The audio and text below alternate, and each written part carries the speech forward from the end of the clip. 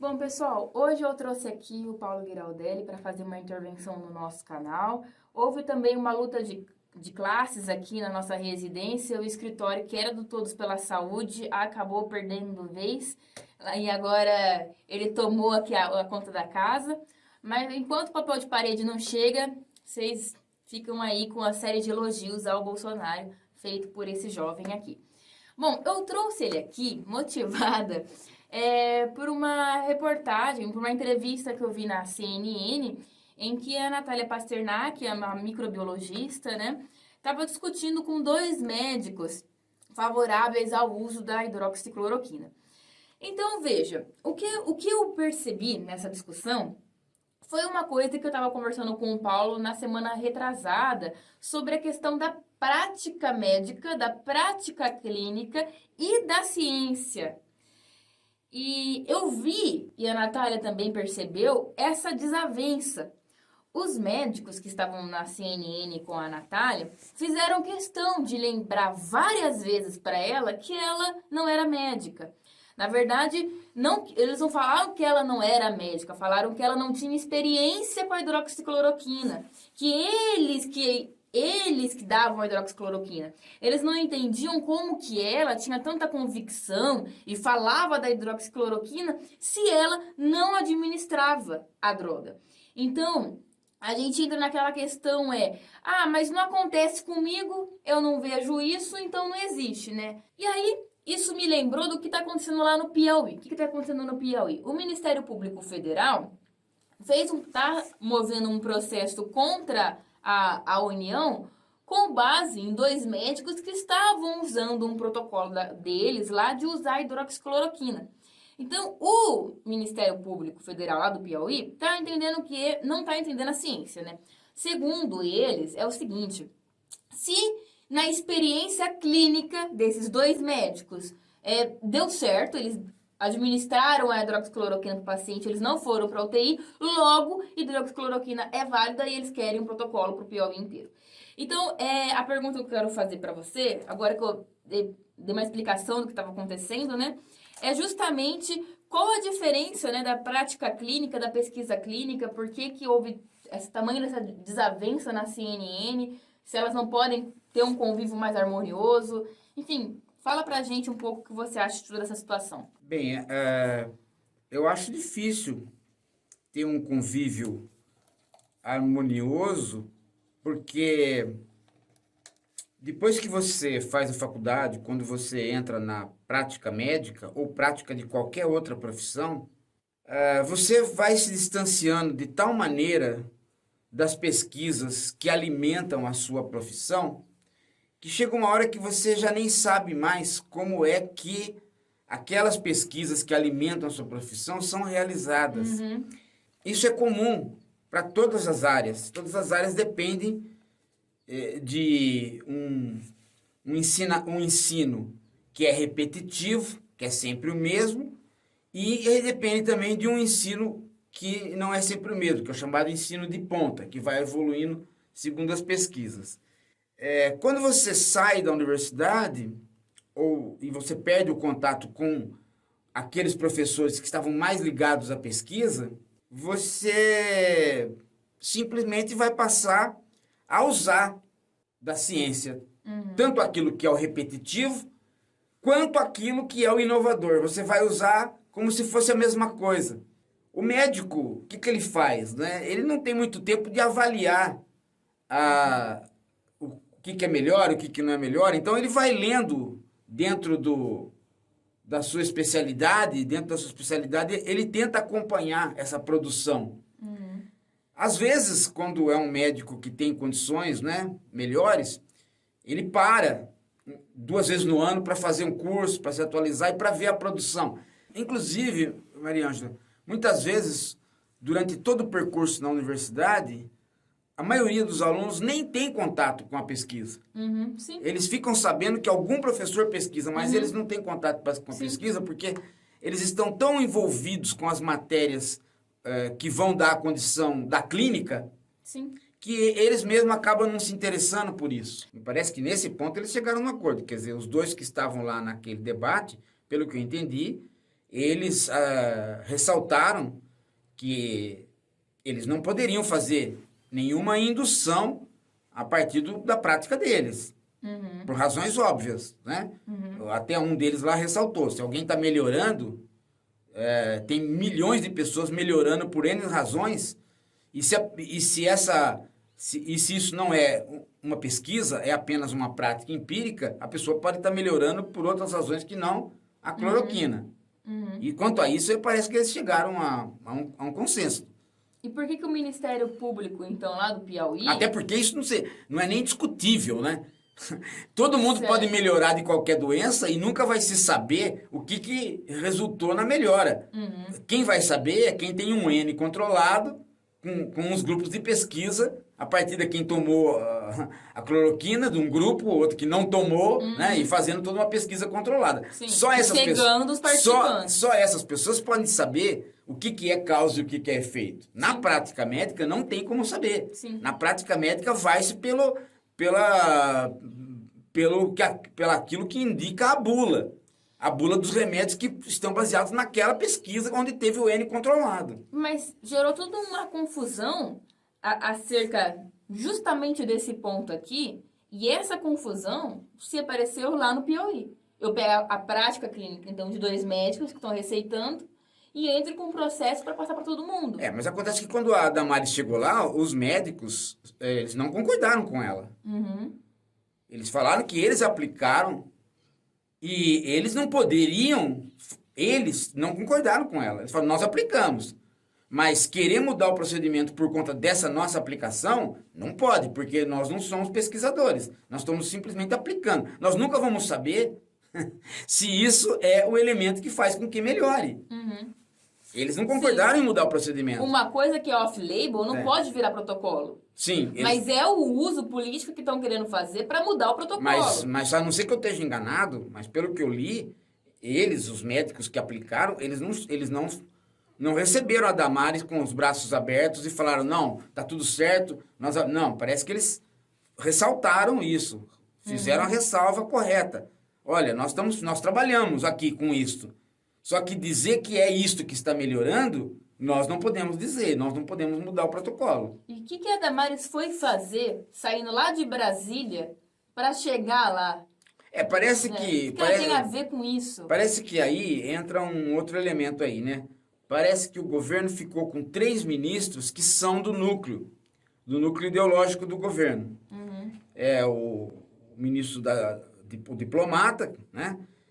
O Araújo, o Weintraub da Educação e a Damares dos Direitos Humanos. Parece que esses 3 ministros são os ministros mais afinados com a ideologia que está ali, né? E que nutre o gabinete do ódio, nutre o Bolsonaro e vem lá do restolho do Olavo, né? Que por sua vez vem do restolho do Bannon, né? Então isso me parece que é o que faz com que ela tome iniciativas e tenha o respaldo do Bozo. E ela, então, tá nessa militância, que é a militância da cloroquina. Por quê? Porque eu acredito que o problema não é muito econômico. Não é o Bozo protegendo alguém que fabrica cloroquina. Isso existe, ele é amigo do cara que fabrica. Existe também o fato de que ele comprou cloroquina num preço e agora ela está no outro. Então, a gente não sabe se ele vai pagar este preço ou o outro. Então, a gente não sabe também, né? Que ele pode ter tido corrupção nisso daí. Ele comprou num preço, mas agora já subiu 6 vezes a matéria-prima da Índia. Então, a gente não sabe o que está acontecendo ali, nessa jogada. Então, esse é um outro... Agora, me parece que a questão do Bozo com cloroquina é mais ideológica. É mais no sentido de forçar as pessoas irem para o trabalho porque existe um remédio na praça. Sim, exato. Me parece que esse é o grande objetivo. Sim. Né? E as pessoas tendem a acreditar, por quê? Porque, agora aí vem eu com a minha teoria, né? Eu acho que existe uma tendência nossa de fetiche das coisas. Né? Até expliquei isso lá no canal, num vídeo, que Nós, por mais que a gente ache que a gente moderno e desencantado e não acredita em bruxa e nada disso, isso não é tão verdade. Por quê? Porque nós vivemos dentro de uma sociedade que tem um fetiche, que é o fetiche do dinheiro. Ou seja, o dinheiro se reproduz por ele mesmo na nossa sociedade. E está todo mundo acostumado com isso. Então é uma sociedade mágica. É uma sociedade mágica. É uma sociedade tão mágica que as pessoas... o sonho de muita gente é viver sem trabalhar. Eu vou aplicar o meu dinheiro e o dinheiro... Mas como isso? Como que você faz com que o dinheiro, né, cresça sozinho? Sim. Não tem sentido. Então, isso é um fetiche. Você deposita poderes mágicos numa coisa. Né? Por exemplo, o mercado financeiro. Se você deposita poderes mágicos ao mercado financeiro, você vai lá, põe um dinheiro no banco e ele vai rendendo para você, uma coisa maluca. Bem, então eu acho que numa sociedade assim, onde tem uma mágica que é básica para tudo, né? Para tudo ela é básica, a nossa linguagem denuncia um pouco, né? A gente nunca fala assim, o rico tem poder. A gente fala, o dinheiro tem poder. Né? Então já mostra a reificação. Não é a pessoa que tem poder, mas é o dinheiro que tem poder. Sim. E o dinheiro pode estar na mão sua, mas pode estar na mão do outro. Né? Ele é o comandante. Então a própria linguagem denuncia esse fetiche. Então numa sociedade assim, você criar outros fetiches é muito fácil. Então você pode criar o fetiche João de Deus, que cura. Você pode criar o fetiche cloroquina, que cura. Basta alguém que tenha poder e esteja numa cadeia de comunicação fácil, que ele vai criar. Porque você vai ter muita gente que está envolvida com a mágica, com a ideia de que a mágica existe, a ideia de que a mágica é possível. Porque as pessoas que estão querendo a mágica, elas não estão interessadas na discussão deste ou daquele cientista. Elas estão loucas por conta da mágica. A mágica resolve o problema. Eu tenho que sair para trabalhar agora. Meu patrão está me chamando. O que eu faço? Eu entro num partido de esquerda para pedir o dinheiro para o Bozo, que eu tenho direito, ou eu simplesmente encontro uma mágica agora para eu poder ir trabalhar? Se eu tiver uma mágica agora, eu apelo para a mágica agora. Então, se eu tenho a cloroquina, eu vou trabalhar. É o imediatismo que leva você a se mover, né? Isso tem então, às vezes a gente fala, fica em casa, mas sem recursos, como é que o cara vai ficar em casa? Ele vai sair. E se ele tiver um elemento mágico, ele vai acreditar. Por quê? Porque ele precisa tanto sair que ele vai acreditar nesse elemento mágico. E se é o presidente que está dizendo, fica mais fácil. Por quê? Porque aí ele desconfia que o presidente não tem dinheiro mais para ajudar ele. E que está falando aquilo pro bem dele. Sim. Então aí fica difícil mesmo. Sim, e agora para concluir a questão que a gente estava conversando sobre o debate, o que eu sinto uma pena é que a questão da hidroxicloroquina virou uma questão de um jogo de futebol. Então, a CNN, outros canais, eles trazem Folha de São Paulo, G1 e tal, quem é a favor e quem é contra.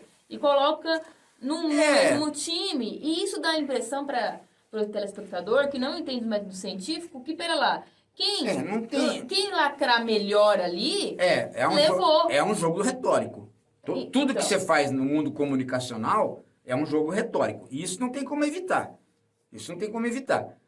Por quê? Porque se você evitar isso daí, é pior. Sim, não. É preferível você ter o debate dessa maneira do que não ter, né? Agora, o grande problema o debate tem que existir. Agora, as políticas públicas de saúde não podem ser movidas ao debate.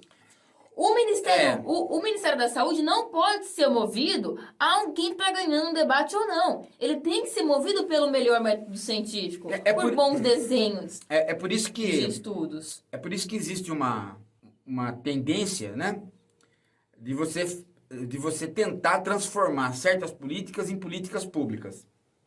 O que é? O que significa isso? Significa que você eternaliza uma política. Então, uma política lançada por um governo. Então, uma política lançada por um governo dá certo. Dá certo 1 ano, dá certo 2, dá certo 3, dá certo 4, dá certo 10 anos. Um belo dia acaba o prazo. Né? O governo pôs um prazo para fazer aquela política. E aí começa um movimento de transformar aquela política de governo em política pública do Estado. Incorporar aquilo a uma estrutura da Da República. República. Eis aí o problema, né? Porque, às vezes, que enquanto ela for uma política de governo, ela pode sim estar influenciada pelo debate, porque ela é política de governo, Sim. né? Agora, quando ela se institucionaliza como política pública de Estado, né, aí você não pode mais mexer. Então, precisa ver o que é um procedimento. Ele é uma política de governo, ele é uma política pública ou simplesmente ele é um processo da tradição dos médicos. Precisa ver em que nível que ele está.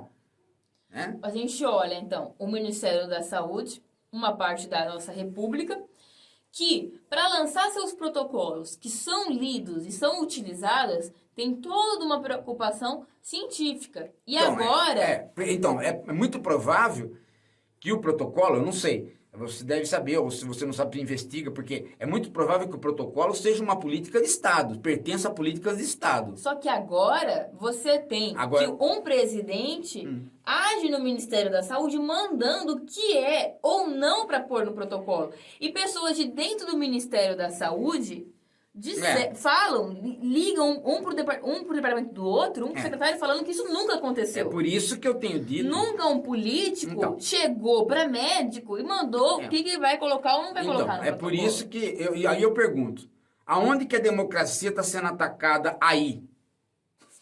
Não tô vendo nenhum ataque à democracia do presidente fazer isso. Tá entendendo? Ele está atacando as instituições. Ele está atacando as instituições republicanas, ele está atacando a República. Porque a democracia está indo muito bem, cada um está falando o que quer. Tá tendo censura? Não. Tá tendo até mais democracia do que se teria. Porque o presidente está discutindo até mesmo os procedimentos médicos. Olha quanta democracia o Bozo está fornecendo. E as pessoas não estão entendendo isso. Elas estão teimando, elas põem uma viseira e elas acham que ele está destruindo a democracia, mas ele não está destruindo a democracia. Ele está promovendo a democracia, ele está aumentando o nível de debate, a politização está crescendo, os médicos estão tendo que vir a público para explicar, a televisão está trazendo a ciência, Sim. E as pessoas continuam dizendo que o Bolsonaro está maculando a democracia. Não está. O que ele está fazendo é muito pior, Ele está minando as instituições republicanas. Por quê? Porque se o protocolo pertence à política de Estado, ou seja, se ele é um procedimento do Ministério da Saúde incorporado a políticas de Estado, né, e não políticas de governo, Sim. Então o Bozo e nenhum tem que xeretear lá. Exato. Né? Agora, se ele vai xeretear lá, olha como é que é interessante. Ele vai xeretear lá, ele traz o debate para fora, a democracia cresce e a república diminui, porque ele não poderia enxeretear lá. Não poderia, porque eu acho o seguinte... Esse é o Vai virar voto agora? Agora a medicina virou democracia. Então assim, quanto mais votos tem melhor que o cloroquina vou dar. Então. Peraí, a cesariana, se eu quiser fazer um corte no seu pescoço pra tirar o feto, todo mundo começar a votar que isso é o melhor, eu vou começar a fazer um corte no pescoço pra tirar o bebê? Então. Eu fico... Não deveria ser assim. Não, então.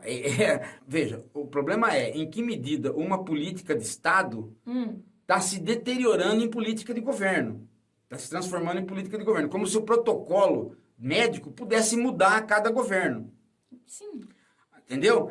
E o protocolo médico me parece pertencer à política de Estado. Me parece pertencer às estruturas das instituições republicanas. Ele está preso, né, a alguma coisa que é maior do que um governo. O Bozo, ele não tá jogando uma ditadura contra os médicos. Ele está jogando uma democracia contra os médicos. Ele está ampliando o debate democrático a ponto do debate ficar esgarçado. Mas teve um detalhe de toda essa história. Veja só, ele tá de tal modo fazendo isso que ele vai trazer o objetivo dele é esse, é trazer toda a ciência para o debate. Mas deixa eu falar uma coisa.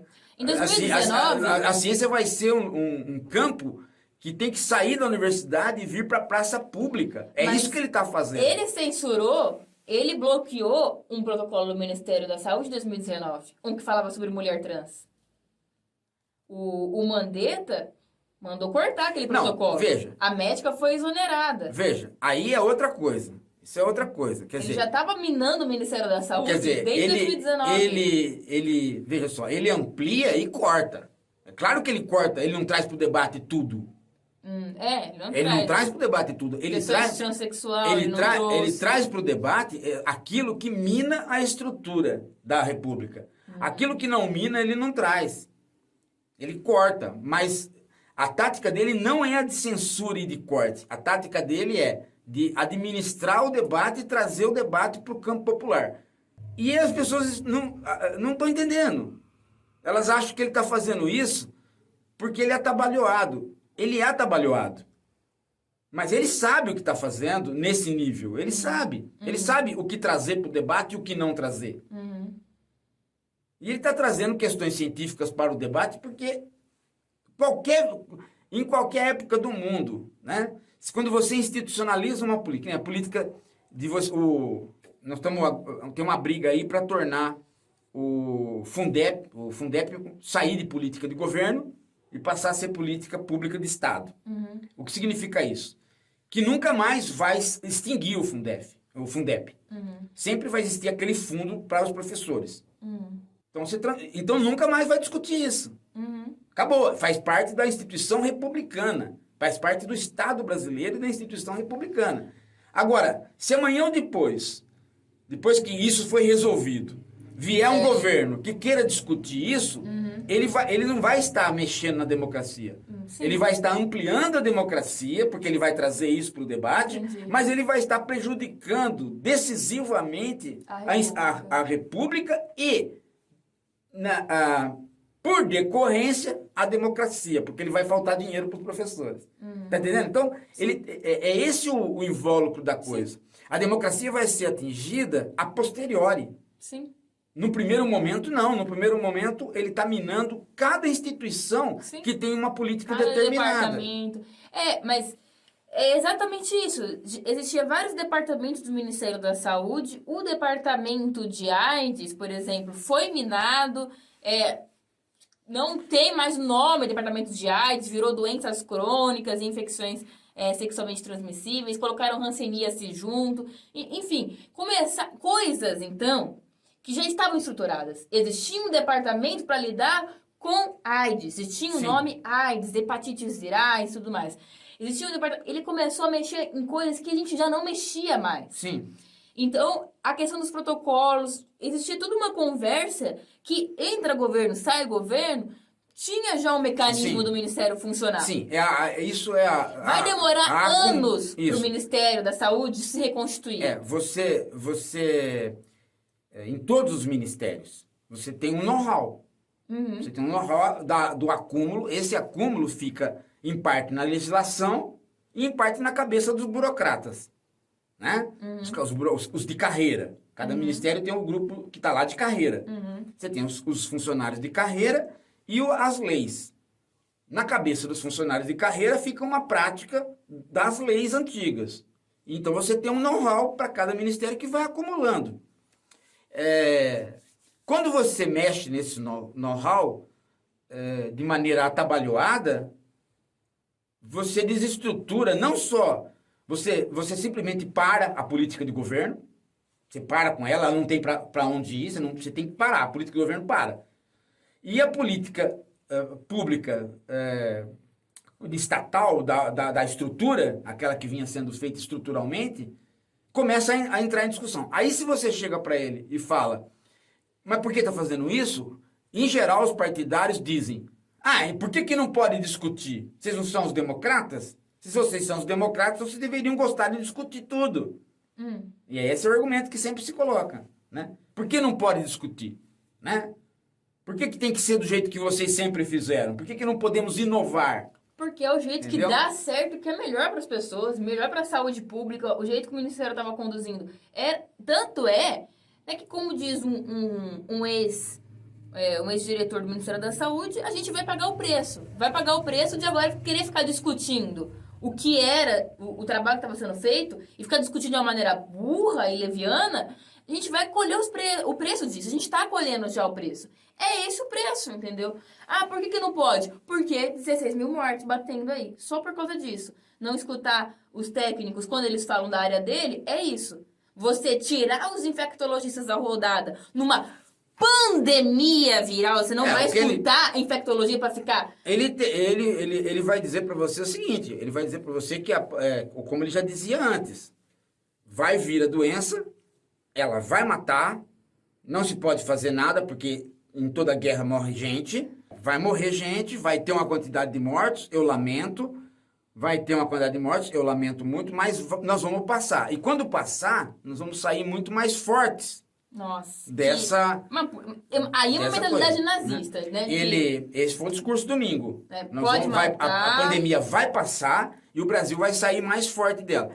O conhecimento médico não está aqui. Não, e o mais interessante é que não. O interessante é que é os mais fracos retoricamente. Uhum. Porque não necessariamente quem morreu de Covid é o mais fraco. Sim, sim. Uhum. Sim, mas o conhecimento nosso, que a gente foi construído em séculos, não só da medicina, mas todo conhecimento, ele deve ser usado em prol da humanidade para ajudar. Eu vou deixar de lado o conhecimento humano para ficar discutindo achismo. Mas veja só. E achar que isso tá bom, que isso é o ideal. Não, mas aí é a tal história, né? O que as pessoas parecem que perdem um pouco o eixo, o Bozo, ele não inaugurou nada até agora. Né? Então, é a primeira vez que eu vejo um governo passar 1 ano e meio que não inaugura uma ponte. Então, o que ele fica fazendo o dia todo se ele não tem nenhuma fixação de conseguir voto pela benfeitoria? Né? Mas ele deu R$600. Não, ele ia dar 200. Os 600 saiu do Congresso. Quer dizer, ele não tem intenção de conquistar nada. Não, ele não tem intenção de conquistar o eleitor pela benfeitoria. Ele tem intenção de conquistar o eleitor pela ideologia. Pela ideologia. Por quê? Porque a benfeitoria passa e a ideologia nunca passa. O fanático nunca deixa de ser fanático. Então, se você tiver 15%, 20% de fanáticos ideológicos, você tem para toda a vida. Agora, se você fizer uma benfeitoria, vem um outro governador e faz melhor. E leva para você.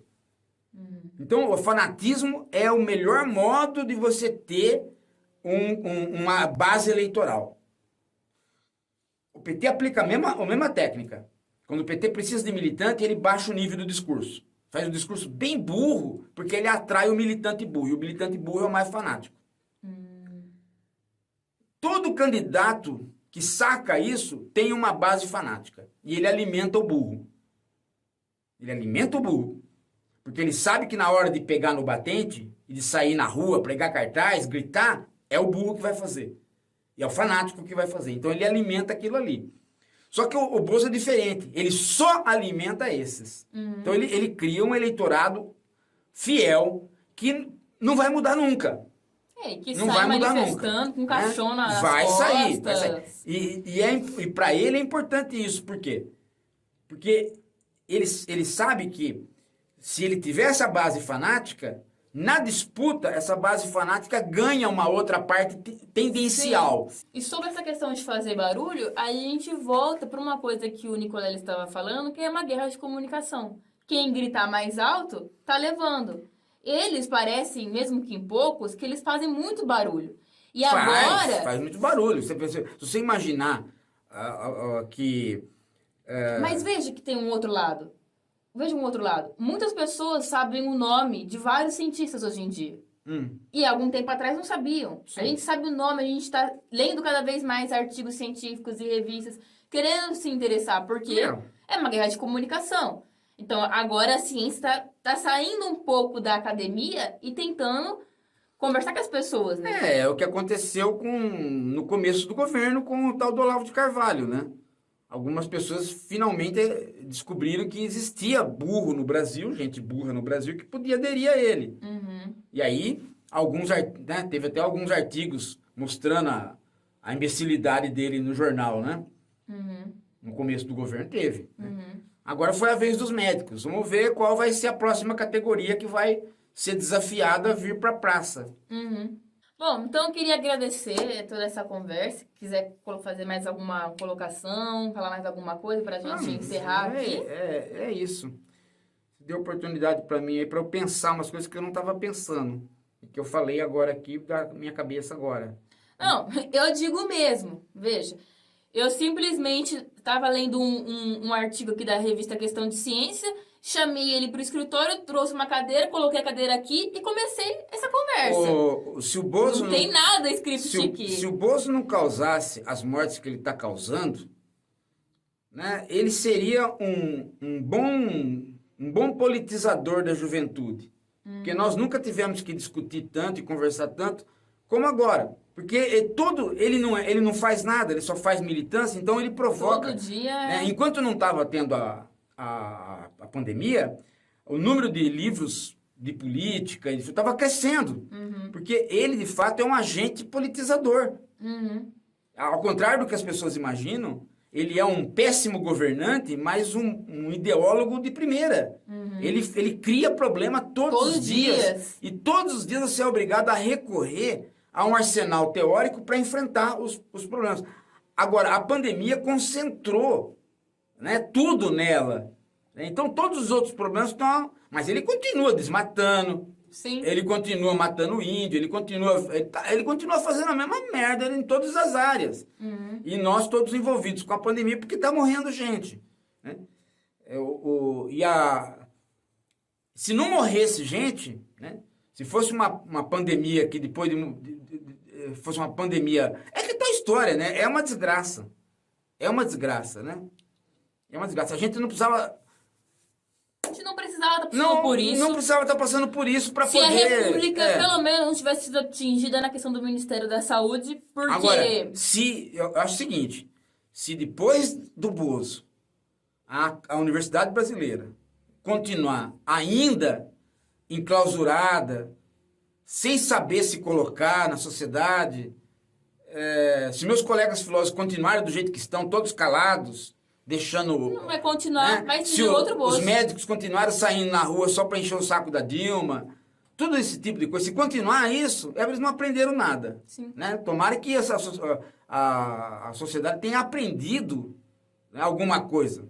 Uhum. Né? Porque, por enquanto, não está demonstrando que aprendeu. Por enquanto, está demonstrando que está deixando. Está deixando. Como se fosse algo externo. E isso é um fenômeno mundial. Isso é um fenômeno mundial, não é só aqui. Eu tenho reparado, por exemplo, assim, eu tenho procurado na internet, né? Filósofos falando do Covid. Saiu aquele livro, A Feira de Wuhan, e depois não saiu mais nada. Né? Não saiu mais nada. As pessoas estão vazias, a cabeça delas esvaziou. Né? Então, nós vamos ter que ver por que aconteceu isso, né? Muito bem. Excelente a participação. Fiquei muito feliz com toda essa conversa. Para quem não conhece, é o canal Filósofo Paulo Giraldelli, tá? E prazer essa participação aqui no Todos pela Saúde. Venha mais vezes. Eu vou atravessar aqui a nossa cozinha, né? Isso. E chegarei aqui rapidinho. Tá certo, então. É isso. Tchau, gente. Muito obrigada. Não deixa de, então, curtir, se inscrever aqui no canal, compartilhar o vídeo, as ideias e continuar a discussão, né? É importante a gente discutir esses temas aí. Obrigada.